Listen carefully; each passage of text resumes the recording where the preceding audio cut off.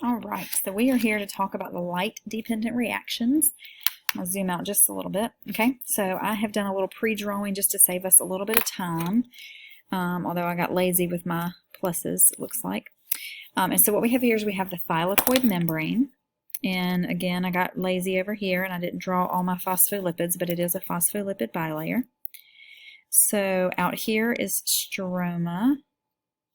Okay, and in here is the thylakoid space, which you may also, whoops, spelled that wrong, space, which you may also hear called the lumen, which just means space. So there's an extra I in there. All right. So what happens is sunlight comes in. So I'm going to show that. Hopefully this will show up. Okay, so sunlight comes in, and when it comes in, this is photosystem 2, there are chlorophyll molecules in photosystem 2, and these chlorophylls are going to slurp up that light energy, and then they're going to pass it on to electrons. But where do they get their electrons from? I'm glad you asked. So what happens over here, and I don't really show it happening because it can kind of happen wherever, is that water is exploded basically, and the sunlight, some of the energy from the sunlight's doing this, but it's going to be exploded into hydrogens and oxygens. There we go. And the oxygen is going to join with another oxygen, and it's going to leave as O2. Let's see, so hydrogen plus oxygen, and that oxygen is going to leave as O2. That's a waste product. Of course, we don't think so, but to the plant it is at this point. And then it has the hydrogen. So if you'll remember, a hydrogen is just an atom that has one proton and one electron. So what we're going to do is we're going to strip off the electrons because we need them, and we are going to use the hydrogen ions, which is what it'll become, in here. So when you split a hydrogen, you basically get this hydrogen ion, which is positive because it lost its negative electron. It is also just a proton, so sometimes you hear people call these protons. And the electrons, whoops, are going to go up into this photosystem. Okay, so the electrons are in the photosystem. Then there are a series of molecules within the membrane called the electron transport chain. Okay, so I'm just going to put that up there, ETC, electron transport chain. And they're going to do just what it sounds like. They're going to transport those electrons through a series of redox reactions. So when this one receives the electron, it becomes reduced. It will then pass that electron here, which means now it's been oxidized, and this one has been reduced. It will pass it here, which means now this one has been reduced because it received the electron. This one has been oxidized because it lost the electron. Then this one will pass it here. This one's been oxidized because it gave away the electron. This one's been reduced because it received the electron. And then finally, it'll pass the electron to the second photosystem, which is called photosystem 1. Oops, I left the S out. Photosystem 2, photosystem 1. They're named in the order they were discovered. So even though this one comes first, this one was discovered first. And that's why it's called PS. That's going to bother me that S is ugly, but PS1, and this one is PS2. All right, so the electrons go down here through a series of redox reactions.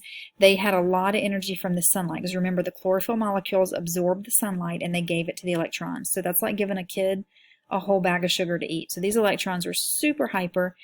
They go down through this electron transport chain. As they do, they give some of their energy to each one of these molecules. Those molecules are going to use that energy to pump hydrogens into the thylakoid membrane.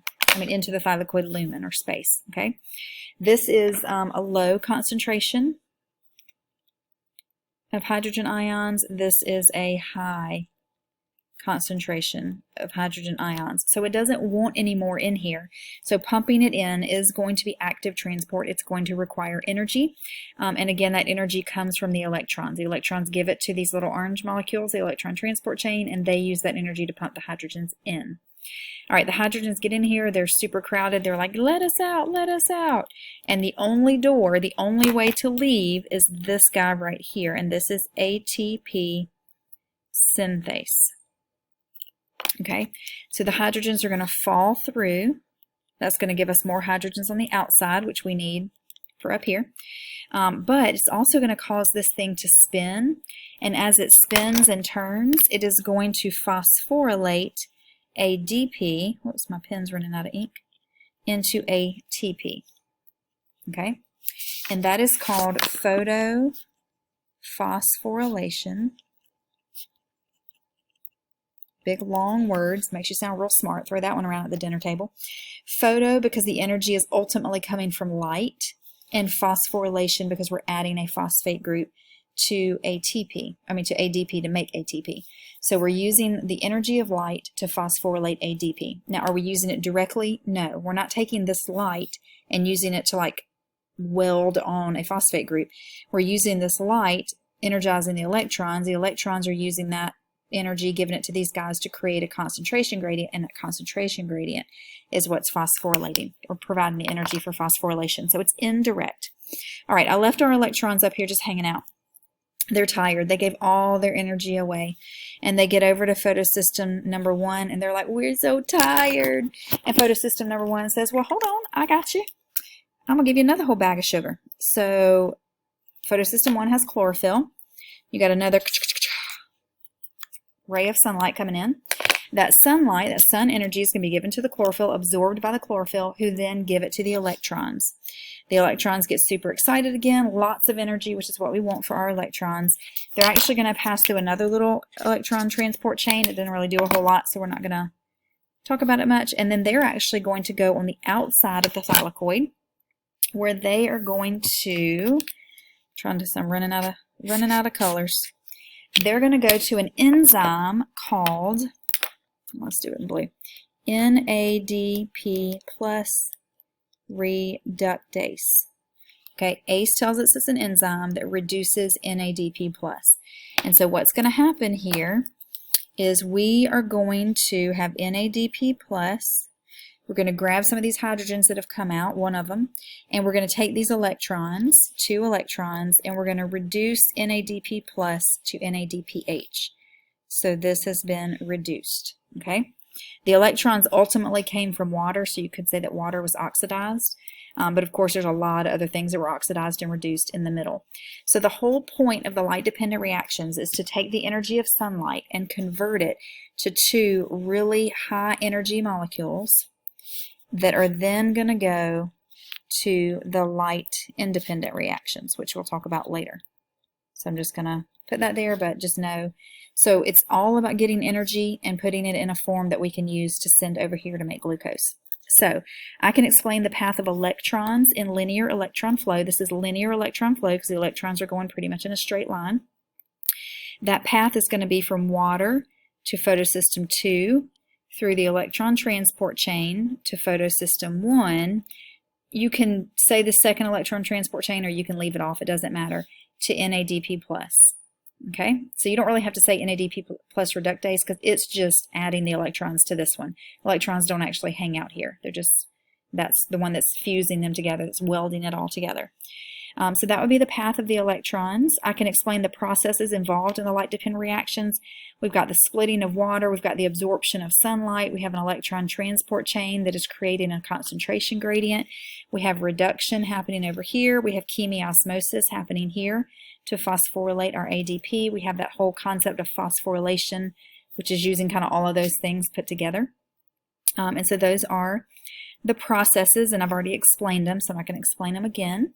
I can list the reactants. So let's talk about that. What all did we put into this? Okay, well, let's zoom out so you can see it all while I'm writing this. So we put some water in.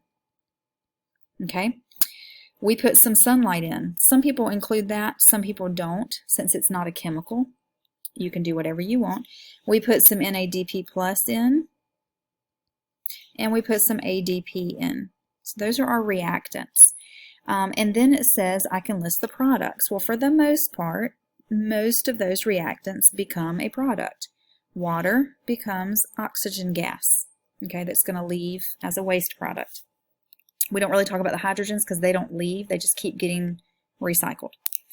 Well, I guess one of them leaves over here, but it'll come back. Sunlight doesn't really become anything.